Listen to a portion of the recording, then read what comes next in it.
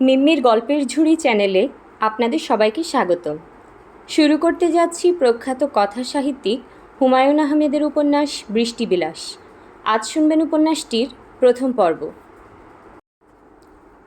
রিকশা থেকে নেমেই শ্যামা দেখল তাদের বাসার বারান্দার কাঠের চেয়ারে কে যেন বসে আছে। কাঠের চেয়ারের পেছনের একটা পা ভাঙা। চেয়ারটা দেয়ালে হেলান না দিয়ে বসা যায় না, কিন্তু যে বসেছে সে চেয়ারটা বারান্দার মাঝামাঝি এনেই বসেছে। একটু অসাবধান হলেই উল্টে পড়বে। শ্যামার বুক ধুকধুক করতে লাগলো। যে কোনো সময় একটা অ্যাক্সিডেন্ট ঘটবে, এটা মাথায় থাকলেই টেনশন হয়। শ্যামার সমস্যা হচ্ছে সামান্য টেনশনেই তার বুক ধুকধুক করে, গলা শুকিয়ে যায়। একসময় মনে হয় হাত পা শক্ত হয়ে আসছে। নিশ্চয়ই হার্টের কোনো অসুখ। যত দিন যাচ্ছে তার অসুখটা তত বাড়ছে। আগে এত সামান্যতে বুক ধুকধুক করতো না, এখন করে। গত সপ্তাহেই কলেজ থেকে ফেরার পথে সে দেখল কে যেন ঠিক রাস্তার মাঝখানে একটা ডাব ফেলে রেখেছে। তার বুক ধুকধুক করা শুরু হলো। এই বুঝি অ্যাক্সিডেন্ট হলো। ডাবের সঙ্গে ধাক্কা লেগে উল্টে পড়ল রিকশা। রিকশার যাত্রী ছিটকে পড়ল সিট থেকে, আর সঙ্গে সঙ্গে পেছন থেকে একটা ট্রাক এসে তার উপর দিয়ে চলে গেল। দৃশ্যটা শ্যামা চোখের সামনে স্পষ্ট দেখল। তার হাত পা হয়ে গেল শক্ত, নড়ার ক্ষমতা নেই। অ্যাক্সিডেন্ট না হওয়া পর্যন্ত সে যেন নড়তে পারবে না। তার উচিত রাস্তায় নেমে ডাবটা সরিয়ে দেয়া, সেটাও সম্ভব না। 20 বছর বয়সী রূপবতী একটা তরুণী রাস্তার ময়লা পরিষ্কার করছে, এই দৃশ্য মজাদার। চারিদিকে লোক জমে যাবে, সবাই তার দিকে ড্যাব ড্যাব করে তাকিয়ে থাকবে। তাদের দৃষ্টিতে পরিষ্কার লেখা থাকবে, ব্রেইন নষ্ট মেয়ে। ডাবটা সরিয়ে সে যখন বাসার দিকে রওনা হবে, তখন তার পেছনে পেছনে কয়েকজন রওনা হবে মজা দেখার জন্য। ব্রেইন নষ্ট মেয়ে নতুন আর কি করে সেটা দেখার কৌতূহলেই পেছনে পেছনে যাওয়া। পাগল মেয়ের পেছনে হাঁটা যায়, তাতে কেউ দোষ ধরে না। ভাঙা চেয়ারটায় বসে আছেন শ্যামার বাবা আব্দুর রহমান। তিনি মালিবাগ অগ্রণী ব্যাংকের ক্যাশিয়ার। সন্ধ্যা 7টার আগে কোনো দিনই বাসায় ফেরেন না। এখন বাজছে 3:10। অসময় বাসায় ফিরে বারান্দায় বসে আছেন বলে শ্যামা দূর থেকে বাবাকে চিনতে পারেনি। তাছাড়া বাসায় তিনি যতক্ষণ থাকেন খালি গায়ে থাকেন। আজ পরেছেন ইস্ত্রি করা পাঞ্জাবি। শ্যামার বাবার মুখ হাসি হাসি। তাকে দেখে মনে হচ্ছে কিছুক্ষণের মধ্যে আনন্দময় কিছু ঘটবে। তার প্রতীক্ষায় তিনি চেয়ারে বসে পা দোলাচ্ছেন। শ্যামা বাবার দিকে তাকিয়ে আতঙ্কিত গলায় বলল, বাবা, এই চেয়ারটার পেছনের পা ভাঙা, তুমি উল্টে পড়বে। আব্দুর রহমান আনন্দিত গলায় বললেন, পায়া ঠিক করেছি, 3টা পেরেক মেরে দিয়েছি। তোর কলেজ ছুটি? ঘেমে টেমে কি হয়েছিস, যা ঘরে গিয়ে গোসল কর, আর তোর মাকে বল আমাকে একটা পান দিতে। শ্যামা ঘরে ঢুকল। শ্যামার মা সুলতানা মেয়েকে দেখেই বললেন, এত দেরি কেন রে? শ্যামা বিরক্ত হয়ে বলল, দেরি কোথায় দেখলে? 3টার সময় কলেজ ছুটি হয়েছে, এখন বাজছে 3:10। যা গোসল করতে যা, বাথরুমে পানি সাবান তোয়ালে দেয়া আছে। খিদায় মারা যাচ্ছি, আগে ভাত দাও। আর বাবা পান চাচ্ছে। বাবা আজ এত সকাল সকাল অফিস থেকে ফিরল কেন? সুলতানা হাসি মুখে বললেন, তার অফিসের কয়েকজন কলিগ আসবে, বিকালে চা খাবে। তুই দাঁড়িয়ে আছিস কেন, গোসলে যা। শ্যামা শীতল গলায় বলল, ঘটনা কি বলো তো মা? আমাকে গোসল করানোর জন্য এত ব্যস্ত হয়ে গেছো কেন? সুলতানা হড়বড় করে বললেন, কোনো ঘটনা না। ঘটনা আবার কি? তোর বাবার কয়েকজন বন্ধু বিকালে চা খেতে আসবে। অফিসের বন্ধু বান্ধবরা চা খেতে আসতে পারে না? শ্যামা তীক্ষ্ণ গলায় বলল, চায়ের ট্রে নিয়ে তাদের সামনে সেজেগুজে আমাকে যেতে হবে, তাই তো? ঘটনা এরকম কি না সেটা বলো। সুলতানা চুপ করে রইলেন। শ্যামা বলল, ছেলে কি করে? তোর বাবার অফিসে চাকরি করে, নতুন ঢুকেছে, জুনিয়র অফিসার। বাহ, ভালো তো। শ্বশুর জামাই এক অফিসে চাকরি করবে, দুপুরে টিফিন ক্যারিয়ার খুলে খাবার ভাগাভাগি করে খাবে, শ্বশুর জামাইকে সেধে খাওয়াবে, জামাই খাওয়া দাওয়া শেষ করে শ্বশুরের জন্য চমনবাহার দেয়া পান নিয়ে আসবে। সুলতানা ফিক করে হেসে ফেললেন। শ্যামা কঠিন গলায় বলল, হাসবে না মা, তোমার হাসি অসহ্য লাগছে। আমি মরে গেলেও চা নিয়ে কারোর সামনে যাব না, এটা আমার শেষ কথা। আচ্ছা ঠিক আছে, না গেলে না যাবি। এখন গোসল করতে যা। গোসল করে যে শাড়িটা পরবি সেটাও বাথরুমে আছে, তোর বাবা কিনে এনেছে। তোর বাবা যে কিনতে পারে তাই জানতাম না। গোসল করতেও যাব না, গা ঘামা অবস্থায় থাকব। খিদে বেশি লেগেছে, আগে ভাত খেয়ে নিবি?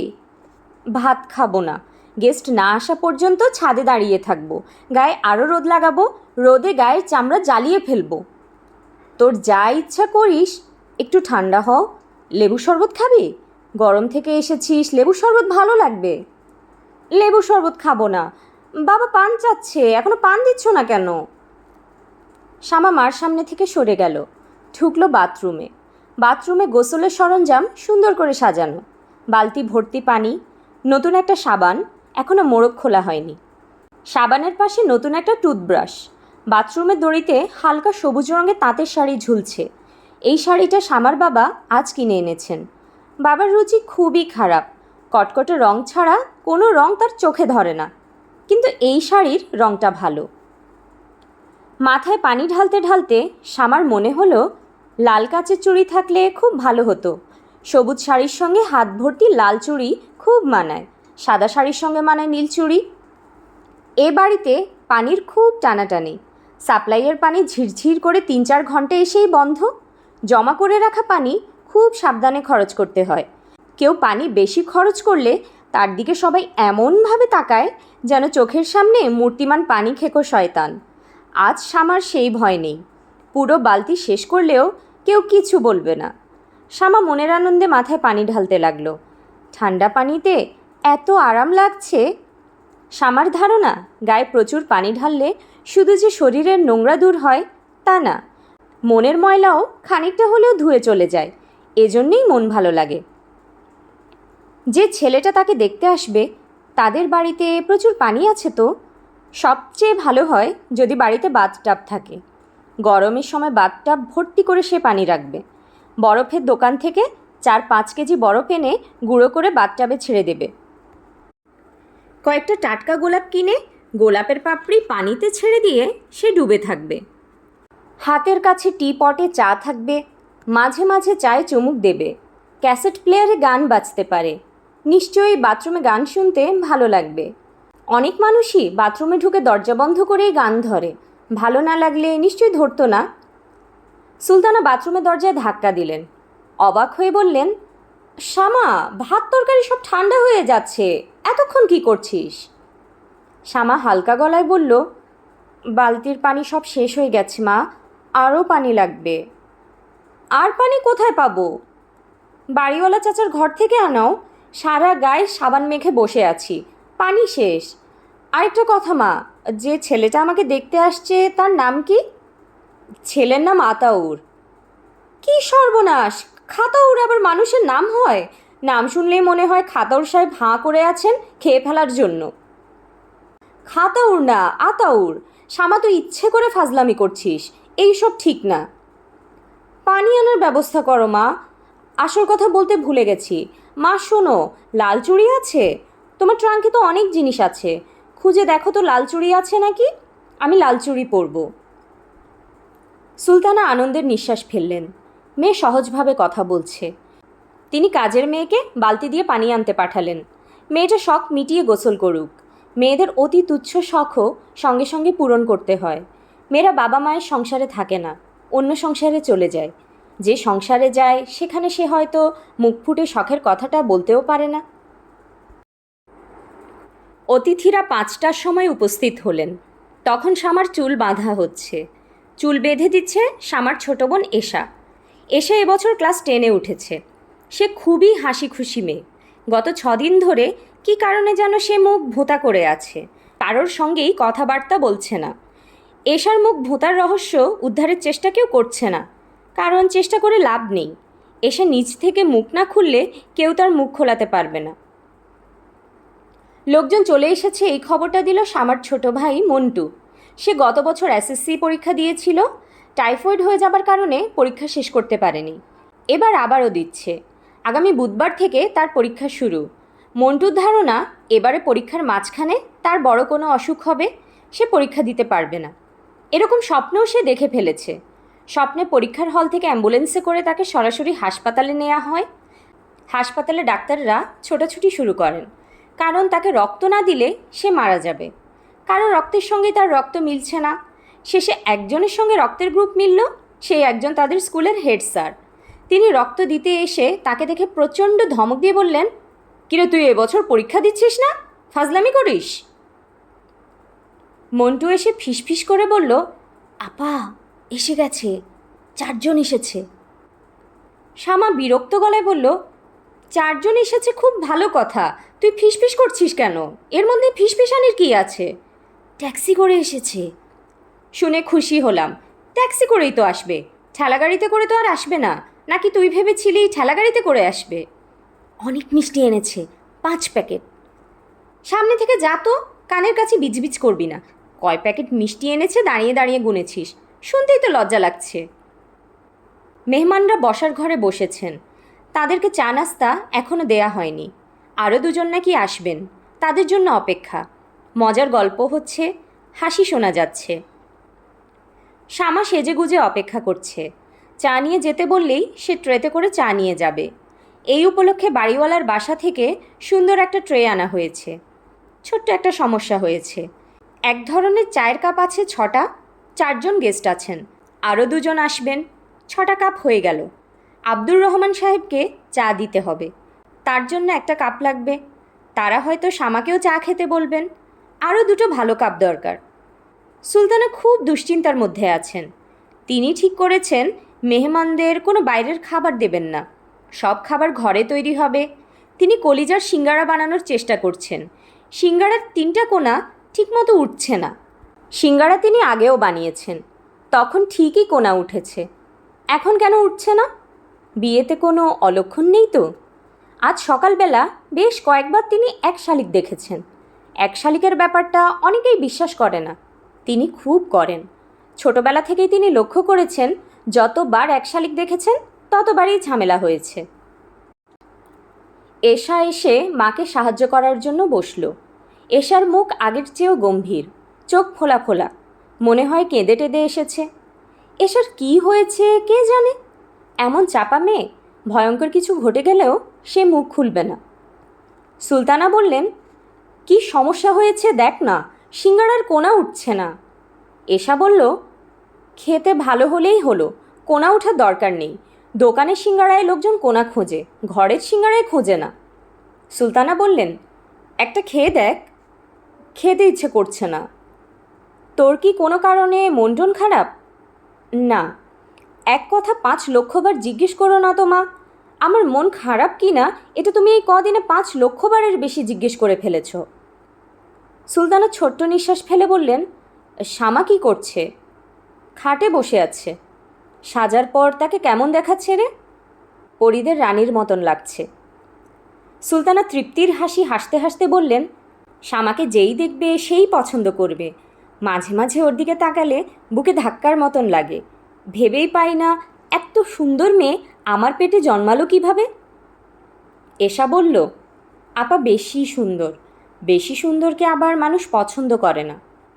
সুলতানা অবাক হয়ে বললেন, পছন্দ করবে না কেন? এশা উত্তর দিল না। সুলতানা বললেন, পছন্দ করবে না কেন বল, কারণ জানিস না? কারণ জানি, কিন্তু বলতে ইচ্ছে করছে না।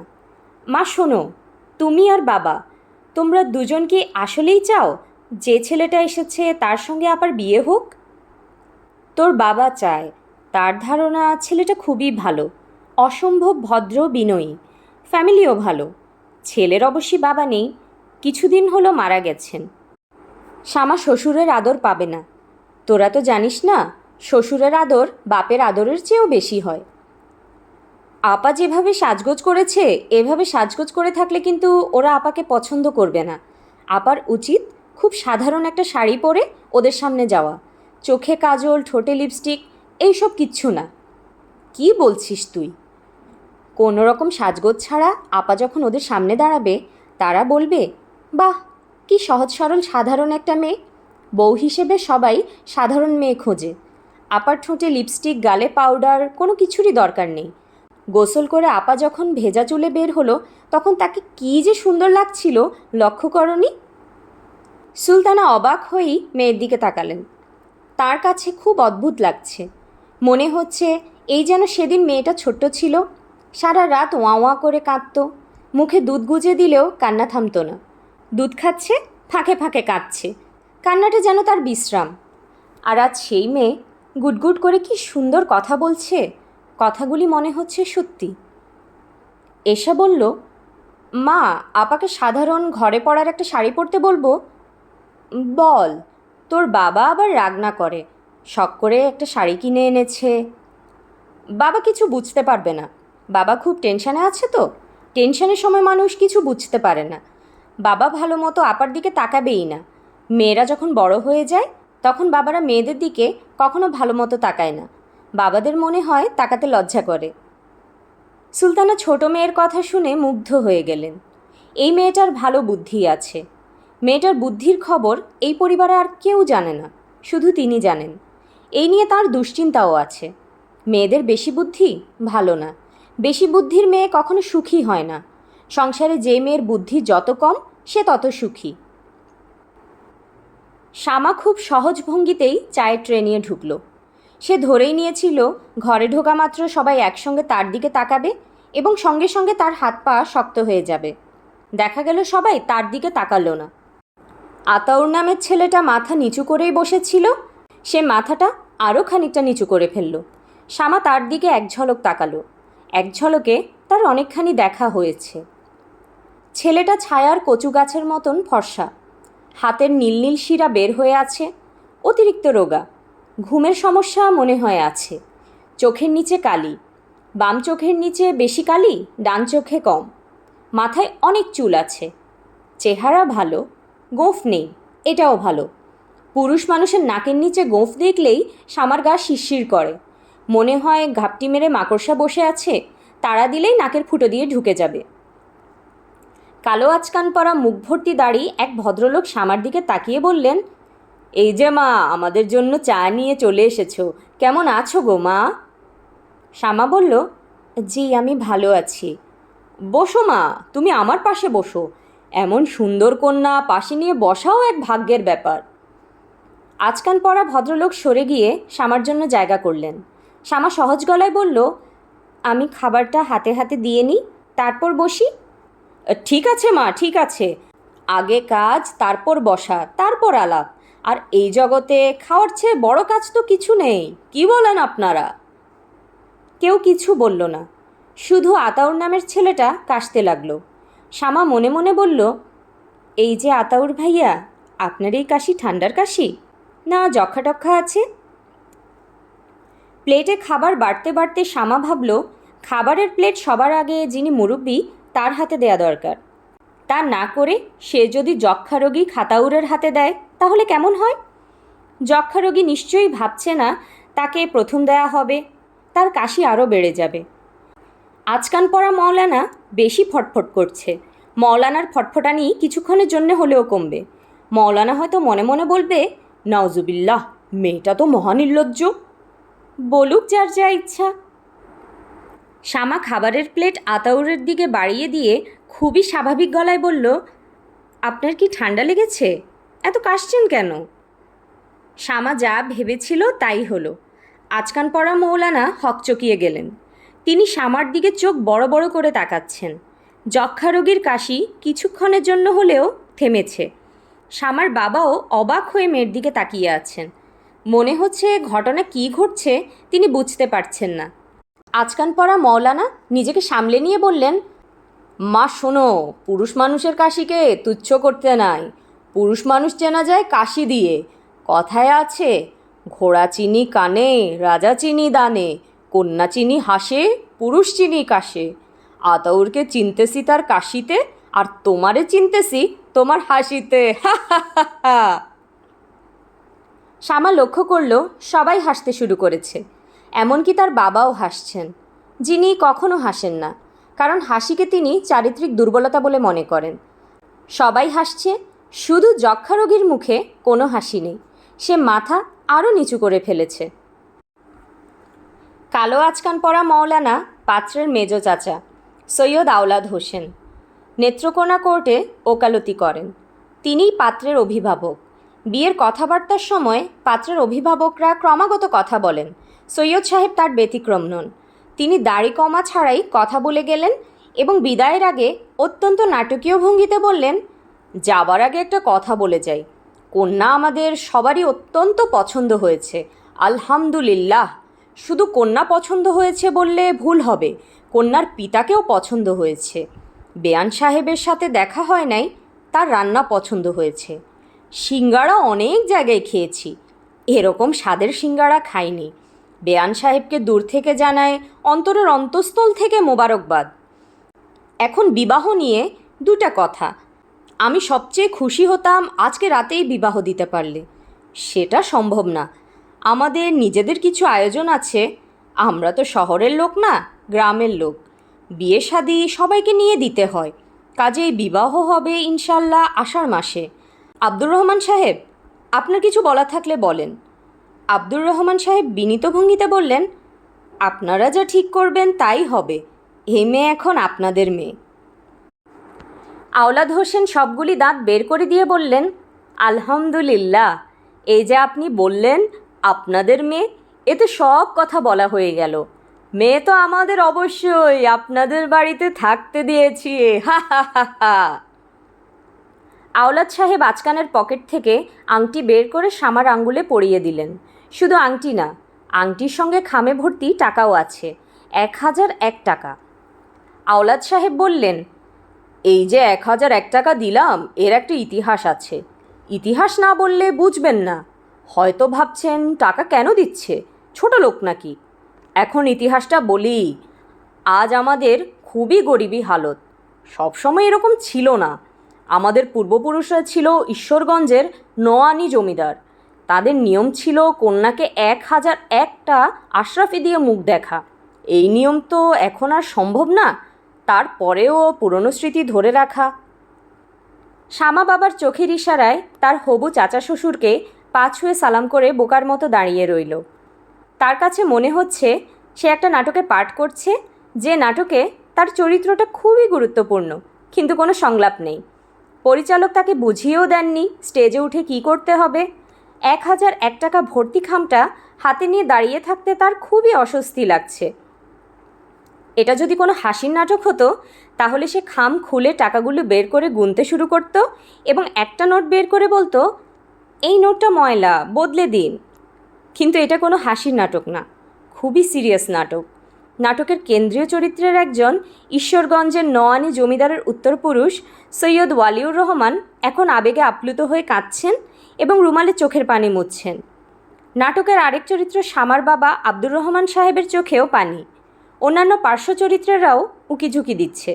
মন্টুকে দেখা যাচ্ছে, সে ব্যাপার দেখে পুরোপুরি হকচকিয়ে গিয়েছে। তার হাতে একটা পানির গ্লাস। শামার মনে হলো যে কোনো মুহূর্তে হাত থেকে পানির গ্লাস ফেলে দেবে। বিয়ের পাকা কথার দিন হাত থেকে গ্লাস পড়ে ভাঙা শুভ না অশুভ কে জানে। শামার হঠাৎ করেই আয়নায় নিজেকে দেখতে ইচ্ছে করলো। তার চেহারা কি আগের মতোই আছে, না বদলাতে শুরু করেছে?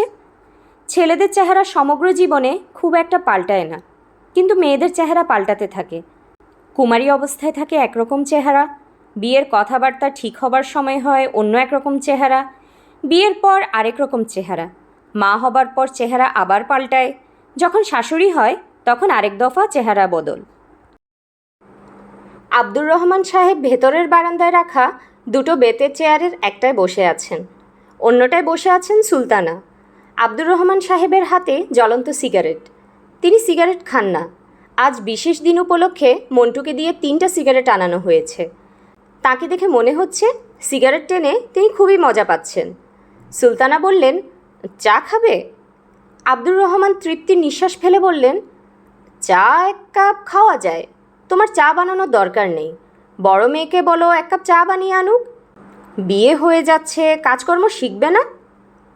সুলতানা বললেন, মেয়েকে এখন আমি মরে গেলেও চুলার কাছে যেতে দেব না। বিয়ের পাকা কথা হবার পর মেয়েদের চুলার কাছে যেতে দেয়া হয় না। তাই নাকি? অনেক নিয়মকানুন আছে। চুল খোলা রেখে বাইরে বের হওয়া নিষেধ, রাতে বিছানায় একা থাকা নিষেধ। বলো কি, জানতাম না তো। সুলতানা চা বানানোর জন্য উঠে দাঁড়ালেন। আব্দুর রহমান স্ত্রীর দিকে তাকিয়ে নরম গলায় বললেন, চা কিন্তু 2 কাপ আনবে। চা খেতে খেতে বুড়ো বুড়ি গল্প করি। মেয়ের বিয়ে হয়ে যাচ্ছে, এখন তো আমরা বুড়ো বুড়ি, তাই না? আর এশাকে একটু পাঠাও, ওর সঙ্গে কথা আছে। ওর সঙ্গে কি কথা? আছে, কথা আছে। সব কথা তোমাকে বলা যাবে নাকি? বাপ মেয়ের আলাদা কথা থাকবে না? শুধু মা মেয়ে রাত জেগে গুটুর গুটুর তা হবে না, হা হা হা। স্বামীর আনন্দ দেখে সুলতানার মন কেমন করতে লাগলো। অনেকদিন পর মানুষটাকে তিনি এত আনন্দিত দেখলেন। মেয়ের বিয়ে ঠিক হওয়ায় কোনো বাবা কি এত আনন্দিত হয়? তিনি নিজে আনন্দ পাচ্ছেন না। ছেলেটাকে তার তেমন পছন্দ হয়নি। তার ধারণা শামার মতো রূপবতী মেয়ের জন্য অনেক ভালো পাত্র পাওয়া যেত, শুধু একটু খোঁজ খবর করা। মানুষটা তার কিছুই করল না। অফিসের কোনো একজনকে ধরে এনে বলল এর সাথে বিয়ে। এশা বাবার সামনে এসে দাঁড়ালো। আব্দুর রহমান হাসি মুখে তার কন্যার দিকে তাকিয়ে বললেন, তোর আপার বিয়ে তো ঠিক হয়ে গেল, নেক্সট টার্গেট তুই, তৈরি হয়ে যা। এশা গম্ভীর মুখে বাবার দিকে তাকিয়ে রইল। বাবার হালকা রূপ দেখে সে অভ্যস্ত না, তার অস্বস্তি লাগছে। ছেলেটাকে কেমন দেখলি? ভালো। শামা কি কিছু বলেছে, ছেলে পছন্দ হয়েছে কি না? না, কিছু বলেনি। ও আছে কোথায়? দোতলায়। বাড়িওয়ালা চাচার বাসা থেকে কাকে যেন টেলিফোন করবে। আব্দুর রহমান টেলিফোনের কথায় নড়েচড়ে বসলেন। খুব আগ্রহের সঙ্গে গলা সামান্য নামিয়ে বললেন, এক কাজ করতো, পাঞ্জাবির পকেটে আমার মানিব্যাগ আছে, মানিব্যাগ খুলে দেখ, হলুদ এক পিস কাগজ আছে, কাগজে টেলিফোন নাম্বার লেখা, কাগজটা শামাকে দিয়ে দিস। Car telephone number? ওই ছেলের? হ্যাঁ, আতাউরের। সে তার বড় বোনের সঙ্গে এখন আছে, বড় বোনের টেলিফোন নাম্বার। শামা যদি ছেলের সঙ্গে কিছু বলতে চায় বলুক, বিয়ের কথাবার্তা পাকা হয়ে গেছে, এখন টেলিফোনে কথাবার্তা বলা দোষণীয় কিছু না, তবে দেখা সাক্ষাৎ না হওয়াটাই বাঞ্ছনীয়। আর কিছু বলবে বাবা? আব্দুর রহমান সাহেবের মেয়ের সঙ্গে আরও কিছুক্ষণ গল্প করার ইচ্ছে ছিল। মেয়েদের সঙ্গে দিনের পর দিন তার কোনো কথা হয় না, কথা বলার মতো সুযোগই তৈরি হয় না। আজ একটা সুযোগ তৈরি হয়েছে, তিনি সুযোগটা ব্যবহার করতে চাচ্ছিলেন। সেটা সম্ভব হলো না। এশা তার সঙ্গে কথা বলতে আগ্রহ বোধ করছে না। তার ভাবভঙ্গি দেখে মনে হচ্ছে সে বাবার সামনে থেকে চলে যেতে পারলে বাঁচে, যেন সে বাবার সঙ্গে কথা বলছে না, কথা বলছে তার স্কুলের রাগী অ্যাসিস্ট্যান্ট হেডমাস্টারের সঙ্গে। আব্দুর রহমান সাহেবের মন সামান্য খারাপ হলো, তবে তিনি মন খারাপ ভাবটাকে তেমন গুরুত্ব দিলেন না। মেয়েরা বড় হলে বাবার কাছ থেকে দূরে সরে যাবে, এটাই স্বাভাবিক। জগতের অনেক সাধারণ নিয়মের মধ্যে একটা নিয়ম হলো, মেয়েরা বড় হলে মার দিকে ঝুঁকে পড়ে, ছেলেরা ঝুঁকে বাবার দিকে। তার ক্ষেত্রে এটাও সত্যি হয়নি। মন্টু তার ধারে কাছে আসে না। মন্টু হয়তো টিভি দেখছে, বাবার পায়ের শব্দ শুনলে ফট করে টিভি বন্ধ করে দেবে, চোখ মুখ শক্ত করে বসে থাকবে। বাবা ঘরে ঢুকলে সে উঠে পাশের ঘরে চলে যাবে। এই অবস্থা চলতে দেওয়া যায় না। আব্দুর রহমান ঠিক করলেন এখন থেকে সম্পর্ক সহজ করার চেষ্টা করবেন। মন্টুকে সঙ্গে নিয়ে মাঝে মধ্যে টিভি প্রোগ্রাম দেখবেন। ডিশের লাইন না কি নিয়েছে, অনেক কিছু দেখা যায়, তাই বাব্বাটা মিলে দেখবেন। তিনি এখনও কিছু দেখেননি। টিভির সামনে বসলেই তার মাথা ধরে যায়, মনে হয় চোখের কোনো সমস্যা, ডাক্তার দেখাতে হবে। ছানি পড়ার বয়স হয়ে গেছে, চোখে ছানি পড়ে গেছে হয়তো। সুলতানা চা নিয়ে এলেন না। মন্টু এক কাপ চা হাতে নিয়ে ভয়ে ভয়ে বাবার সামনে দাঁড়ালো।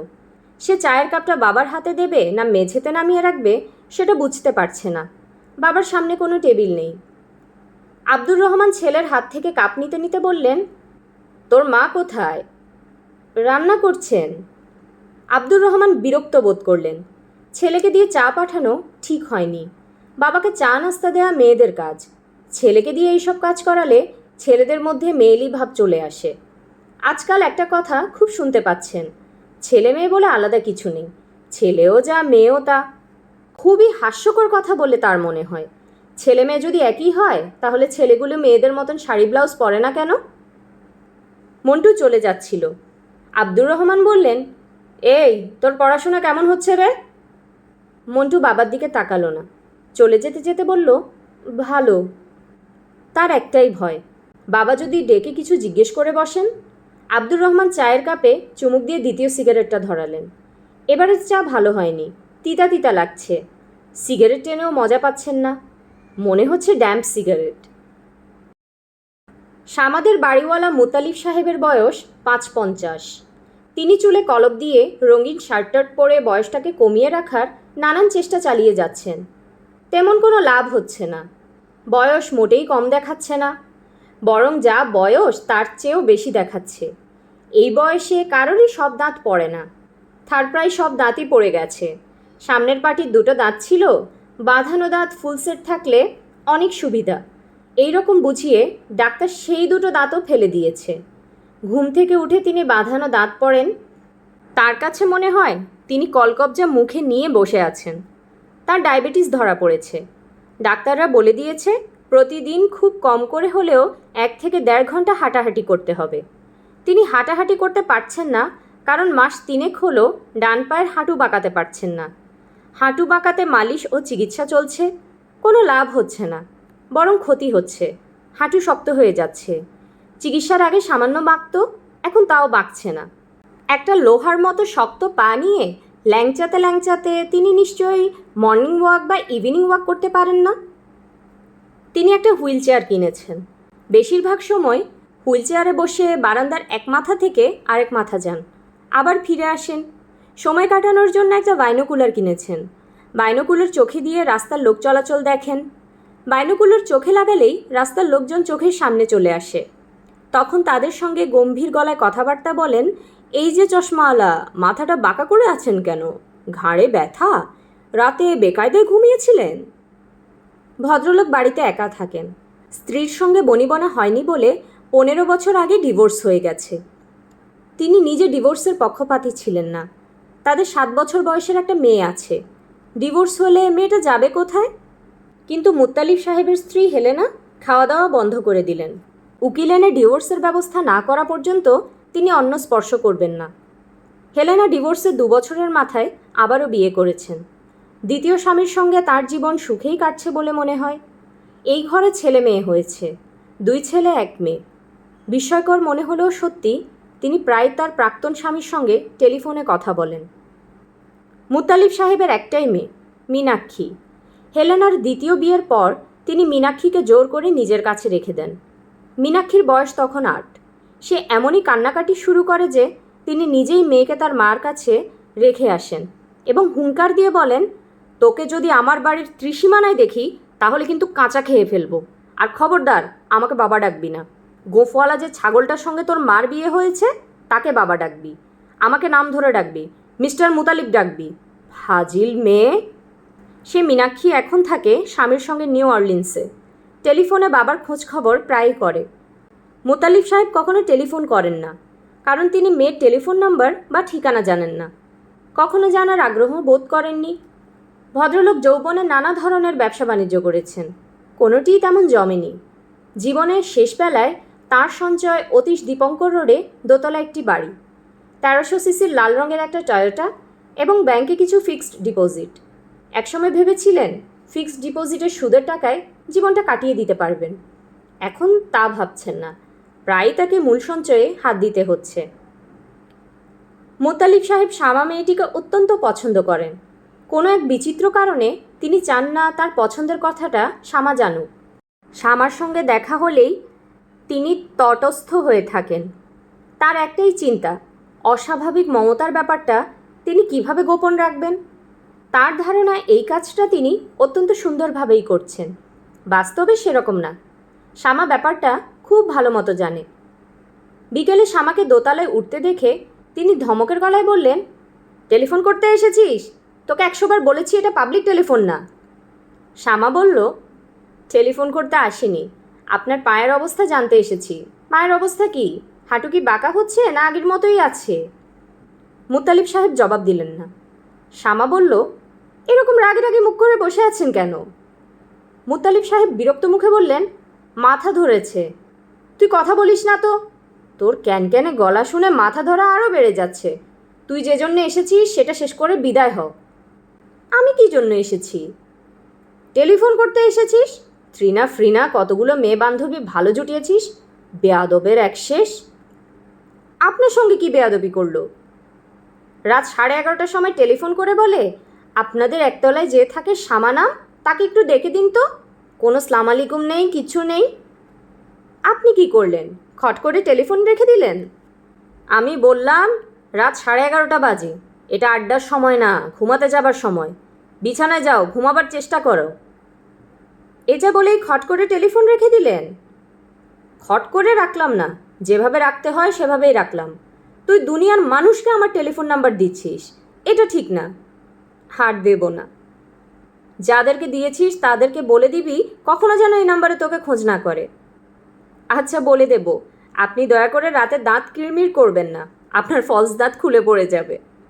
শামা হাসছে। মুত্তালিব সাহেব ছোট্ট করে নিঃশ্বাস ফেললেন। মেয়েটা খুবই সুন্দর করে হাসছে, দেখলেই মায়া লাগে। মুত্তালিব সাহেবের এখন বলতে ইচ্ছে করছে, শামা শোন, তোর বন্ধুদের বলিস টেলিফোন করতে, আমি তোকে ডেকে দেব। শামা বলল, চাচা, ডাক্তার যে আপনাকে বলেছে দেয়াল ধরে হাঁটতে, আপনি কি হাঁটছেন? না। আসুন, আমার হাত ধরে হাঁটুন। প্রতিদিন আমি আধা ঘন্টা করে আপনাকে হাঁটা প্র্যাকটিস করাবো। তার বদলে আমাকে কি করতে হবে? তার বদলে আপনি আমাকে আধা ঘন্টা করে টেলিফোন করতে দেবেন, ঠিক আছে চাচা? না, ঠিক নেই। আজ বিকালে তোদের এখানে কে এসেছিল? খাতাউর সাহেব এসেছিলেন। খাতাউরটা কে? এখনও কেউ না, তবে ভবিষ্যতে আমার হাজবেন্ড হয়ে আসরে নামতে পারেন, সম্ভাবনা উজ্জ্বল। মুত্তালিব সাহেব হুইলচেয়ারে সোজা হয়ে বসলেন। কনে দেখার মতো বড় একটা ব্যাপার ঘটেছে, অথচ কেউ তাকে খবরও দেয়নি। খবর পাঠালে তিনি কি উপস্থিত হতেন না?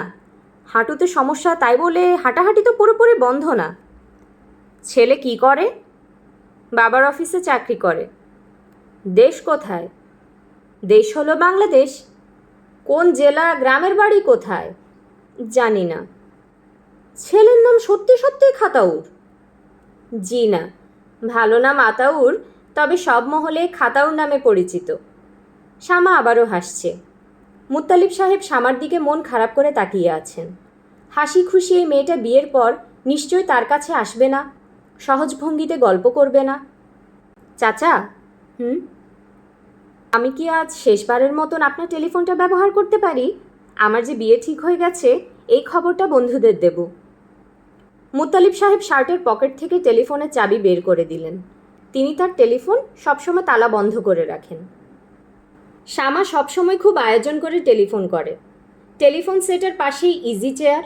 সে ইজি চেয়ারে গায়ে এলিয়ে শুয়ে পড়ে। টেলিফোন সেটটা রাখে নিজের কোলে। কথা বলার সময় তার চোখ থাকে বন্ধ। চোখ বন্ধ থাকলে যার সঙ্গে কথা বলা হয় তার চেহারা চোখে ভাসে, তখন কথা বলতে ভালো লাগে। হ্যালো ত্রিনা। কী করছিলি? কিছু করছিলাম না, আচার খাচ্ছিলাম। কিসের আচার? তেঁতুলের আচার। খাবি? খাবো। শামা হাসছে, ত্রিনাও হাসছে। শামা তার বিয়ের খবরটা কিভাবে দেবে ঠিক গুছিয়ে উঠতে পারছে না। ত্রিনা বলল, 17 তারিখের কথা মনে আছে? মীরার বিয়ে। মনে আছে। বাসা থেকে পারমিশন করিয়ে রাখবি, আমরা সারা রাত থাকবো, খুব হুল্লোড় করব। জিনিয়া বলেছে সে তার বাবার কালেকশন থেকে 1 বোতল শ্যাম্পেন নিয়ে আসবে, দরজা বন্ধ করে শ্যাম্পেন খাওয়া হবে। সারা রাত থাকতে দেবে না? অবশ্যই দেবে, না দেবার কি আছে? তুই তো কচি খুকি না। আমাদের বাসা অন্য সব বাসার মতো না। কোনো কথা শুনতে চাচ্ছি না, যেভাবেই হোক পারমিশন আদায় করবি। আচ্ছা দেখি। তুই একটু ধর তো শামা, আমার হাতে তেঁতুল শেষ হয়ে গেছে, তেঁতুল নিয়ে আসি, 1 মিনিট। শামা টেলিফোন ধরে বসে রইল। ত্রিনা ফিরে এলো না। ত্রিনার সঙ্গে টেলিফোনে কথা হলে এই ব্যাপারটা প্রায়ই ঘটে। ত্রিনা কথাবার্তার মাঝখানে হঠাৎ বলে, 1 মিনিট ধর, আমি আসছি। আর আসে না। ত্রিনা কি এটি ইচ্ছে করেই করে? যাদের সঙ্গে তার কথা বলতে ইচ্ছে করে না তাদের সঙ্গে এ ধরনের ট্রিক্স করে। শুনছিলেন প্রখ্যাত কথা সাহিত্যিক হুমায়ুন আহমেদের উপন্যাস বৃষ্টি বিলাস। আজ শেষ হলো উপন্যাসটির প্রথম পর্ব। পরবর্তী পর্বগুলো শোনার জন্য কাইন্ডলি চ্যানেলটি সাবস্ক্রাইব করবেন এবং গল্প পাঠ ভালো লাগলে লাইক এবং কমেন্ট দিয়ে পাশে থাকবেন। ধন্যবাদ।